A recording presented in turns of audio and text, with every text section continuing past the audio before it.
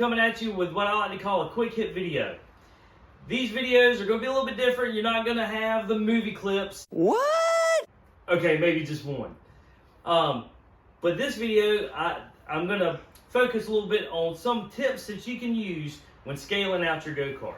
I get a lot of calls from people where they're like, my cross numbers aren't really adding up, or my percentages aren't coming out quite, the same every time. So these are some basic tips that you can incorporate when scaling out your go-kart that will help make sure the numbers you're getting are not only accurate but consistent. Okay. Okay. So for starters, I know that when you guys weigh out your go-karts, y'all make sure the scale stand is level. Okay. Well, one of the tips I have is I level mine the exact same way every single time, and what I mean by that is I level off from one corner of the scale stand. I use the right rear, okay? And when I level it, I use the same process to ensure when I'm making the scale stand level, I'm using the same process, okay? So whenever I'm leveling out the right front, I level it to the right rear. If I'm going to the left front, I'll level it off the right rear, okay? I also make sure that the level runs through the same part of the pad every single time. Because it's things like that, you want to make sure when you're scaling out your go-kart that you're comparing it to itself every single time, okay? Another thing that I like to use is a digital level, okay? I know that a lot of people, like to use the bubble scales or the bubble levels, and that's okay, but I like to use the digital ones because 0.2 or 0.3 out of being level can make a dramatic difference in the percentages that your scales read. So I always make sure mine is reading 0.00 or at the very most 0.01 from the right rear.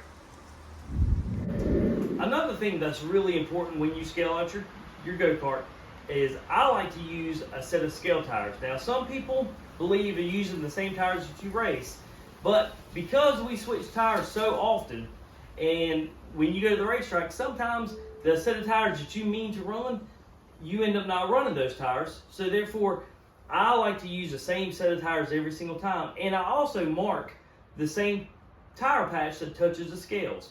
Why? Because spring rates in these tires are so different depending on how you rotate the tire, that I want to make sure that when I'm scaling out the go-kart, I'm using the same spring rate because I'm using the same tire patch that's touching the scales. Okay? Now, when you're using older tires will read a little bit higher on your cross percentage than what fresher tires will. So you got to make sure you take that into account. Okay? Also, make sure that you weigh your go-kart out with the same stagger front and rear. My standard is 1 inch in the back and 1.5 inches in the front. Okay? Because again, the reason why you're weighing out your go-kart is you're comparing the chassis against itself. So if you go to the racetrack one weekend at 70% cross and you felt like the go-kart was too free or too tight or however, when you come back, you want to take that 70% and then change it and go to 69 or 71. But you're comparing the chassis to itself. So you want to make sure you take out all the variables that you can, okay? Which again, tires are a variable, okay? Another thing too is you want to weigh it out with the same air pressure, okay? When you change air pressure, you're changing the spring rate in the sidewall of the tire, okay? So I hear a lot of people tell me, well, my cross is way off, but I got 1 inch of stagger in the rear of it, but then come to find out that they've had to pump 12 pounds of air in their left rear to get the stagger to work out right. That's going to dramatically change the way the go-kart weighs out in your cross percentage because you're changing the spring rate in the left rear. So you want to weigh it out with the exact stagger, the same stagger every single time, and the same air pressure. And whatever that air pressure is, if it's 5 and 6, 6 and 7, 7 and 8, whatever, just do it consistently. That's the golden rule of racing. Be consistent in what you do so you can take the numbers that you get every single time on your scales and compare it to the last time. That's what I'm talking about. A higher air pressure that you run, like if you weigh your go-kart out with 7 and 8 pounds, will yield a higher cross percentage than lower air, like at 5 and 6 pounds. So again, when you're talking to your fellow racers or a teammate, and y'all are weighing your go-karts out at different times, that's something to keep in mind, that if they weighed their go-kart out at 5 and 6 pounds of air pressure and you weighed yours out at 7 and 8, you are going to yield a higher cross percentage than they are. Guys, I appreciate you joining me for a quick hit video. I hope these tips were helpful, and I hope it helps you when you weigh out your go-kart next time.